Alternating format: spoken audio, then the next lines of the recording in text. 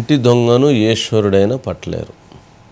అట్లా రాజ్భవన్ వేదికగా జరిగినటువంటి కొన్ని అవినీతి కార్యకలాపాలకు సంబంధించి, భూ వివాదాలకు సంబంధించి, భూ దోపిడీకి సంబంధించి వాటాలు వేసుకొని పంచుకునేటువంటి అంశంలో, పంచుకున్న తర్వాత ఏర్పడినటువంటి వివాదాల నేపథ్యంలో దీనిని ఒకరికి ఒకరు దాన్ని తప్పుకునేటువంటి ప్రయత్నం లేదా ట్రాప్ చేసేటువంటి ప్రయత్నంలో ఈ సంఘటన చోటు చేసుకుందని చెప్తున్నారు.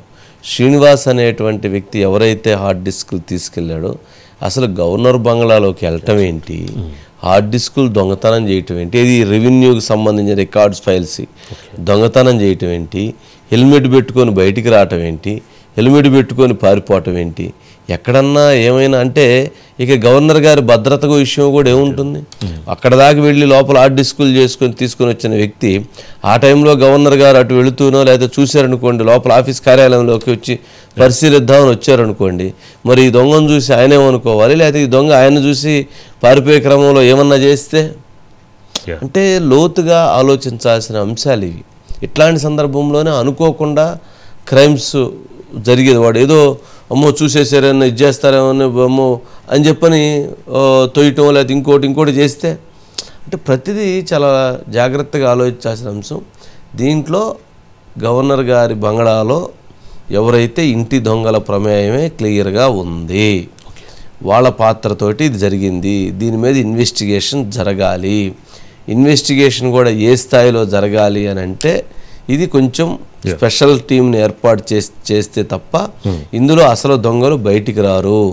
ఇందులో బీఆర్ఎస్తో కుమ్మక్కైనటువంటి వాళ్ళు దొంగలు ఉన్నారా, కాంగ్రెస్తో కుమ్మక్కైనటువంటి దొంగలు ఉన్నారా, లేదా ఏ దొంగలతో కుమ్మక్కై ఇవన్నీ చేశారు. దీని లోపల జరిగినటువంటి ఆ స్కామ్లో ఏదైతే ఈ హార్డ్ డిస్క్ల సమాచారంలో సుమారుగా 100 కోట్ల రూపాయలకు చెందినటువంటి స్కామ్ ఉంది అనేది జరుగుతున్నటువంటి చర్చ. కాబట్టి దీని మీద లోతుగా జరగాలి.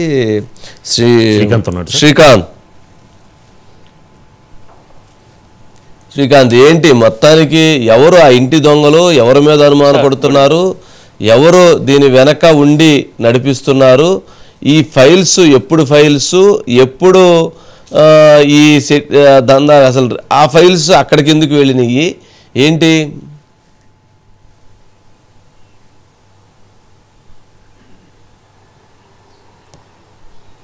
సార్, ఇక్కడ రాజ్భవన్ వేదికగా గత కొన్ని రోజులుగా ఈ దందా జరుగుతున్నట్టు మా దృష్టికి వచ్చింది సార్. మెయిన్గా ఈరోజు ఇష్యూ ఏదైతే బయటకు వచ్చిందో, అక్కడ హార్డ్వేర్ ఇంజనీర్గా పనిచేస్తున్నటువంటి శ్రీనివాస్ ఈరోజు అరెస్ట్ కావడం, ఎందుకంటే హార్డ్ డిస్కులు దొంగతనం చేశాడన్నది. ఇప్పటికే శ్రీనివాస్ మీద ఉన్న అలిగేషన్ ఏంటంటే సార్, ఆయన ఒక అమ్మాయిని ఏదైతే మా ఫోటోలు మార్ఫింగ్ చేసి ఇబ్బంది పెడుతున్నాడని చెప్పి గతంలో అరెస్ట్ అయ్యి బెయిల్ మీద ఉన్నాడు. బెయిల్ మీద ఉన్న శ్రీనివాస్ సడన్గా ఇటు రాజ్భవన్కి వెళ్ళడం, రాజ్భవన్కి వెళ్ళి హెల్మెట్ పెట్టుకొని ఆ రూమ్లోకి వెళ్ళి హార్డ్ డిస్కులు తీసుకొని రావడం. అంటే ఆల్రెడీ అరెస్ట్ అయ్యి బెయిల్ మీద ఉన్న వ్యక్తి మళ్ళీ రాజ్భవన్లోకి వెళ్ళేటువంటి సాహసం ఎవరు చేశారు, ఆయనను ఉసిగొల్పి రాజ్భవన్కి పిలిపించింది ఎవరు అనేది ఇక్కడ సస్పెన్స్ ఉంది సార్. ఇది లోతుగా దర్యాప్తు జరగాల్సిన అంశం. ఇది సున్నితమైన అంశంగానే చూడొచ్చు. ఇక్కడ హార్డ్ డిస్కులు బయటికి వెళ్ళగానే కొన్ని ఎరేజ్ చేయమని ఆయనకు చెప్పినట్టుగా తెలిసింది సార్. ఏ అంశాలు ఆయన ఎరేజ్ చేశారు, అందులో ఉన్న ఏ మ్యాటర్ ఉందో దానికి సంబంధించి ఏం ఎరేజ్ చేశాడు అనేది కూడా ఇక్కడ తేలాల్సి ఉంది. ఎందుకంటే తీసుకెళ్లిన హార్డ్ డిస్క్లో ఇటు పరిపాలన సంబంధించినటువంటి అంశాలు ఉంటాయి, రాజ్భవన్కు సంబంధించిన కీలక సమాచారం ఉంటుంది, ప్రభుత్వ పరంగా ఉన్నటువంటి కీలక సమాచారం కూడా వాటిలో ఉండే ఆస్కారం ఉంది. కాబట్టి ఇది ఎరేజ్ చేయడం వల్ల పలు కీలక ఫైళ్లు మాయమయ్యాయి అనేది ఒకటి ఆరోపణ ఉంది సార్. దీనికి సంబంధించి గవర్నర్ చుట్టూ ఉండేటువంటి కీలక సిబ్బంది ఎవరైతే ఉంటారో, రెగ్యులర్గా ఆయనతో పాటు టచ్లో ఉండేవారు, రెగ్యులర్గా ఆయనకు ప్రోగ్రామ్ షెడ్యూల్ చేసేవారు, ఆయనతో పాటు రెగ్యులర్గా ఉండేవాళ్ళే ఇందులో కీలకంగా ఉన్నారు. అక్కడ అడ్డగా చేసుకొని కొన్ని సెటిల్మెంట్లు చేస్తున్నారు అనేది ప్రధానంగా వార్తలు వస్తున్నాయి సార్. అక్కడ ఆల్రెడీ భూ సెటిల్మెంట్లతో పాటుగా ఏదైతే రాజ్భవన్కు సంబంధించినటువంటి ఖర్చులు చూడడం లాంటివి కావచ్చు, ప్రొక్యూర్మెంట్ కంప్యూటర్ కొనుగోలు లాంటివి కావచ్చు, ఐటీకి సంబంధించిన సాఫ్ట్వేర్కి సంబంధించి కొనుగోలు లాంటి వీటిల్లో లక్షలలో అవినీతి జరిగిందనేది అక్కడ చర్చ. దానికి సంబంధించిన కీలక సమాచారం ఈ శ్రీనివాస్ దగ్గర ఉన్నదనేది అక్కడ. అంటే గవర్నర్ గారి సెక్రటరీ ఇప్పుడు ప్రస్తుతం భవానీ శంకర్ గారు ఉన్నట్లున్నారు కదా, మరి మరి ఇంత జరుగుతూ ఉంటే మరి శ్రీనివాస్ విషయంలో ఎందుకు అప్రమత్తం కాలేకపోయారు? మరి ఇంటి దొంగని ఈశ్వరుడైన బట్టలేరు అని అంటారు. మరి ఆ ఇంటి దొంగలు ఎవరై ఉంటారు?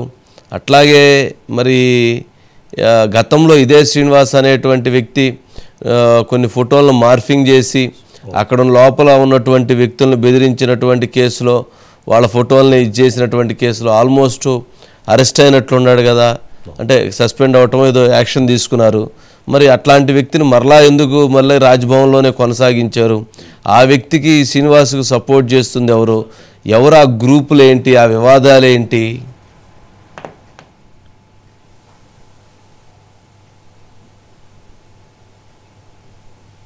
సార్ ఇక్కడ మనం కీలకంగా చూసుకుంటే సార్, ఇక్కడ గవర్నర్కు ప్రిన్సిపల్ సెక్రటరీగా మొన్నటిదాకా ఎంఏడిగా ప్రిన్సిపల్ సెక్రటరీ పనిచేసిన దానకిషోర్ ఇక్కడ గవర్నర్కు ప్రిన్సిపల్ సెక్రటరీగా ఉన్నారు.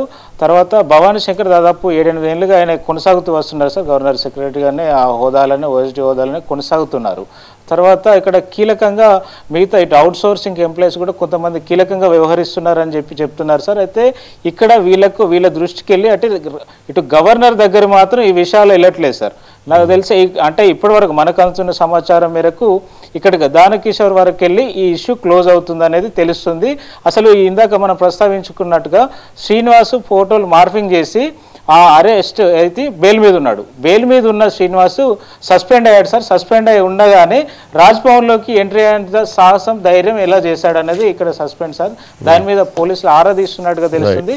ఇది రాష్ట్ర ప్రభుత్వాన్ని కూడా ఒక సవాల్గానే పరిగణించారు సార్. ఎందుకంటే రాజ్భవన్ అనేది అత్యంత అంటే భద్రతతో ఉండే ప్లేస్ గా ఇక్కడ భద్రతా వైఫల్యం అనేది ప్రతిపక్షాలు అస్త్రంగా తీసుకునే ఆస్కారం ఉంది.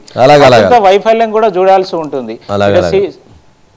అలాగే గవర్నర్ గారు దీని మీద విచారణకు ఆదేశించి ఇట్లాంటివి జరగకుండా గవర్నర్ గారు కఠినంగా వ్యవహరిస్తే తప్ప ఇది ఆగదు.